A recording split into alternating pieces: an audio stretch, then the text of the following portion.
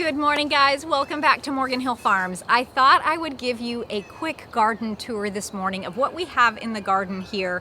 Our last frost date just passed, although I won't be planting out the majority of my things for a couple of weeks, but I wanted to show you everything that I have in the garden that has been in here and that has tolerated frosts and freezes, whether that be through the winter or if those things were planted out a month or so ago, just to give you an idea of what you can get in your garden before your main summer crop planting happens. So come along and I'm going to show you what we've got in here.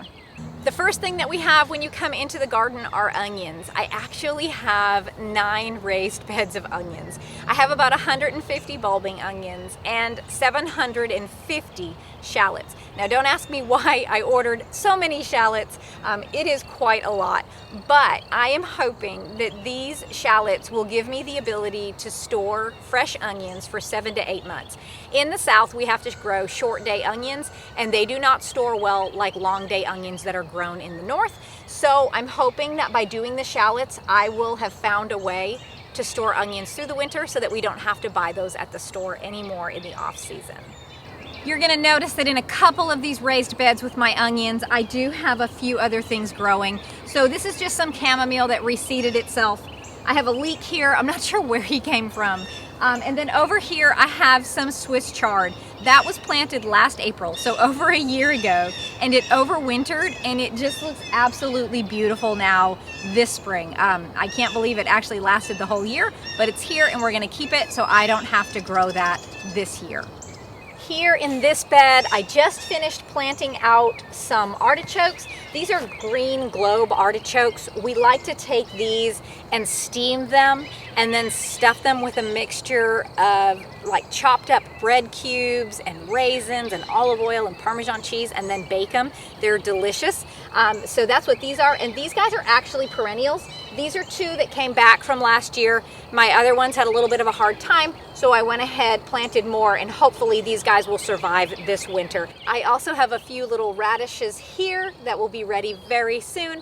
We don't eat a ton of radishes, so when I sow those, I try to do it pretty lightly, and then I will just succession sow those through the summer as we need them for salads and things like that. So here I have a bed of lettuce. The small little ones that you're seeing here are just like a salad blend mix with your red lettuces, green leaf lettuce. There might be some arugula in there. And then the larger heads that you're seeing are actually lettuce that overwintered. I had grown lettuce in this bed. I had kept a frost fabric over it, but they looked pretty rough, so I ended up pulling them. But these guys must have been left behind, but now they look beautiful. And so this gives me an earlier harvest of lettuce than I otherwise would have had if these guys didn't come back. So I'll know for next year, even though my lettuce looks rough, I'm gonna go ahead and just keep it in the ground. So you can see that these blackberries are in full bloom. These will be one of the first berries that we get during the season. It may be late June, early July, but we will be harvesting tons and tons of blackberries. I have two 2 by 16 foot beds, so one on this side and one on that side, and then we used cattle panels to make an arch for them to grow up and to support them. And we have 10 plants on each side, so that's 20 blackberry plants, as well as I do have a few extra throughout the garden in different areas arched over cattle panels as well. So we will be harvesting tons and tons of blackberries this year. These are a thornless crown blackberry and they are delicious. I have 2 beds of asparagus here, one here and one right behind me there, and these guys were really the first thing to start producing in the garden in that early spring season. So we have been eating these guys. I have seen a few little weeds in here, and I think that they might be asparagus because for the past couple years I have let it go to seed after I've harvested a couple of them. So I'm hoping that those are actually new asparagus plants. When I picked them and smelled them, they smell like asparagus, so I am hoping. Here we have 2 of 4 raised beds of strawberries. These are a June-bearing strawberry, so they will produce in June for us. They'll also be a very early berry that we have coming in from the garden. These things are loaded down with flowers and berries, and you can see that I have quite a few runners that actually rooted into my wood chip pathway. I was able to successfully get the runners off of just one of my 4 beds, and that gave me over 200 strawberry plants that I did put in the garden in another spot. We'll get there in a little bit. But with our strawberries, we never have enough strawberries. These things are so delicious and so much better than what you get at the store. We typically just have enough for fresh eating, but I am hoping to be able to preserve some either by jams or maybe a strawberry rhubarb pie filling, frozen berries for smoothies, but we'll see. My kids can pretty much devour these as they come in, but hopefully this year they've grown up enough where we will get a bigger harvest. Here I have 3 beds of garlic that I started in November, and I have another bed that I started a month later. I kind of felt like I hadn't planted enough, but this will also be a really good experiment for me to see if I can get a good bulb in my garlic plant just by planting a month later. Sometimes if you plant them too late, they won't bulb up for you, but we're gonna see if the ones planted in December do as well as the ones that were done in November. And then you're also gonna see in here that these were the beds where I had my white potatoes last year, and apparently I missed a good amount of them because I have a lot of potatoes growing in here. But I do not think that the potatoes are gonna bother the garlic because the potatoes are gonna grow much deeper and the garlic more so is gonna grow towards the surface. So it may be a good companion planting. So this is something new that I've never grown before. This is Florence Fennel. This is really good when you slice up the fennel bulb and you drizzle olive oil on it with salt and pepper, and then you also put some sliced fresh oranges or citrus on there. It's really delicious. So I wanted to grow these guys. I started these inside, I want to say maybe in March, and I just transplanted these out last week. But I think I'm gonna sow a few more of these. I actually read that fennel was a perennial. I'm not sure that I believe that yet, but I'm gonna do a little bit more research on it, and if it is, then I will have these in the garden for years to come. Next to the fennel, you're gonna see some leeks here. I did not do a fantastic job at thinning these guys out, and they also overwintered. So I'm not sure if they will grow any more than this, but I'll give them a little more time, and if not, I'll just go ahead and pull them and give them to the chickens, the really small ones, and whatever is big enough we will eat up at the house. So I've planted out just a few beets here in this bed. The yellow ones are Touchstone Gold and the red ones are Detroit Red. So I will succession sow these through the summer, and these look a little bit rough. I had put them out to harden off, and Nate had let the rooster out and promised me that he would watch him, but the rooster ended up eating some of my beets. So I just went ahead and planted them anyways, and hopefully they'll still be successful. Also in the bed with the beets are some onions that I planted last fall, and they have overwintered and gone to seed, so I'm hoping that I can collect seeds from these guys. So I'm just gonna kind of let them sit here and see what they do for me. Here's some sage that overwintered. This stuff looked really rough, and I actually am very surprised that it came back, but here it is, all pretty and green.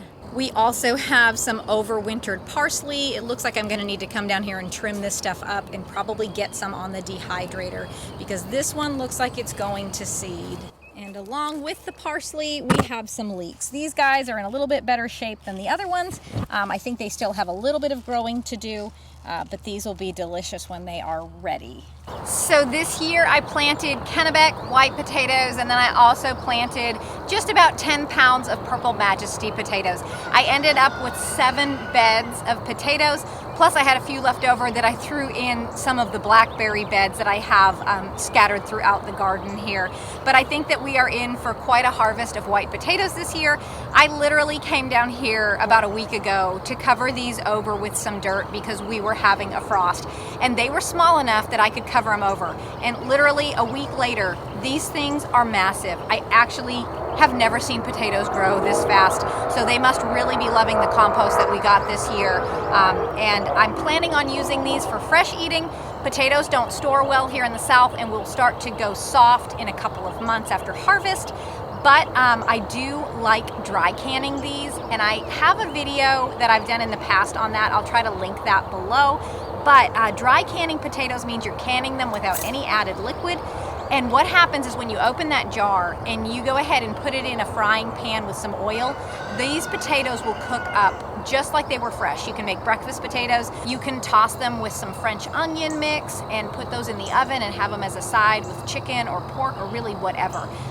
They are so versatile, and like I said, you cannot even tell that they were processed. So in these 3 potato beds, I used one side of this as a trellis, And we went ahead and put in some sugar snap peas. This variety is supposed to have great heat tolerance and a longer harvest window. So I'm hoping that these will give us snap peas into the summer longer. And they are looking really, really healthy. To finish off the raised bed garden, I wanted to show you my raspberries. These are ever-bearing raspberries, meaning that they'll give me a summer crop and a fall crop. However, the way that I prune these guys is I prune them right down to the ground every year, and I omit the summer crop so that I can get a bigger harvest and get all of my berries at one time in the fall. So I'm getting more berries and I'm getting them all at one time, which is really great when you're preserving raspberries. We mainly freeze these. You can take them out of the freezer and make them into jams, make them into smoothies. Sometimes we'll do some pie filling with these. You can also make like a syrup to go over ice cream or a syrup for pancakes. And just eating them fresh is absolutely delicious. So we have, just like our blackberries, two 2-foot by 16-foot beds, and I have 9 raspberry plants in each one of those beds, so 18 total, and that really does give us enough for the year. I am going to try to propagate some of these, so as some of my canes grow up and get stronger before they flower, I'll go ahead and just cut those off, and I will try to root those in some good potting soil to see if I can create some more raspberry plants for us. So I don't have a whole lot in the in-ground garden just yet. I'm gonna be doing green beans, tomatoes, all kinds of stuff in here. But like I said, I have to wait just a little bit longer to make sure those nighttime temperatures are above 50 degrees so that nothing gets stunted out here. But in row number 1, I have 2 varieties of green shelling peas. I tried Maxigolt and Bistro from Johnny Seeds this year. You can see that the first part, which is the Maxigolt, is kind of sparse. It's not growing as well. It doesn't look as healthy. But when you get down to the Bistro section, you can see that these ones have germinated well. They're bigger, they're thicker. So hopefully those ones will be a success for us. In my second row here, I have some 60-day Golden Acres cabbage. This should be ready in about a month for me, as well as I have some cauliflower and some onions that I started inside my house from seed. Originally, I was going to start all of my onions from seed, but my germination was spotty, and when I tried another method to germinate, although those did very well, when I put them in soil, I lost a lot of them. So that is why I ended up buying a lot from Dixondale Farms this year, but the ones that I started from seed that were successful, I went ahead and just threw them in the garden. So in this row, I have about 100 broccoli plants and also some cauliflower as well. These guys were started in my house February 14th. We are now in April, so mid-April. So these guys are 2 months old. I transplanted these out about a month ago, so they're looking really, really healthy. I typically would not plant broccoli and cauliflower in my spring season here in South Carolina, Zone 8A, because we just get too hot too quickly and these would tend to go to seed.